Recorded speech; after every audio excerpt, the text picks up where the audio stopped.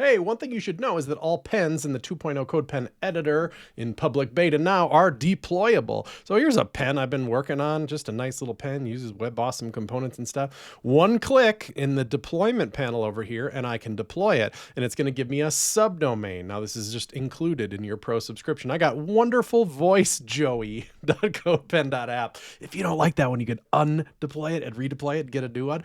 But okay, I have it now. You could share it with the world. Anybody can see that. It's secure, HTTPS, it's behind a CDN and all that stuff. Nice, fast website. But let's say I want to use my own domain for that. Well, what's ready now is subdomains for that if you want to. Here's another one that I made. It's called a podcast subscribe page, kind of a link tree as they're called sometimes. So this is a real website that I want to host at subscribe.shoptalkshow.com. So I can link to it from various social media and in our header and stuff that gives people all the different links, maybe their favorite podcatcher is in here to click on. And I think that's kind of nice. It's actually really nice because I can have a little extra JavaScript here that deep links into Apple Podcasts if you're on an Apple device and doesn't if you're not. And just little trickery like that that makes for a nice self-contained website. Now I can deploy this one too, and I already have. It's at hillcattle.codepen.app. Now I could link that up right from the places I want to, like the header of shoptalkshow.com.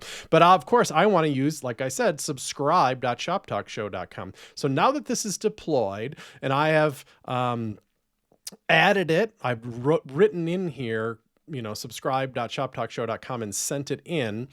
Now that's going to start to work. But there's something that I need to do myself as the owner of shoptalkshow.com that I have here in my Cloudflare account. I need to add a CNAME record to the DNS records of this website. So I can say add record. I'm going to pick the type of CNAME that deals with subdomains, and I could type subscribe in here. It's verifying that it's going to be subscribe.shoptalkshow.com.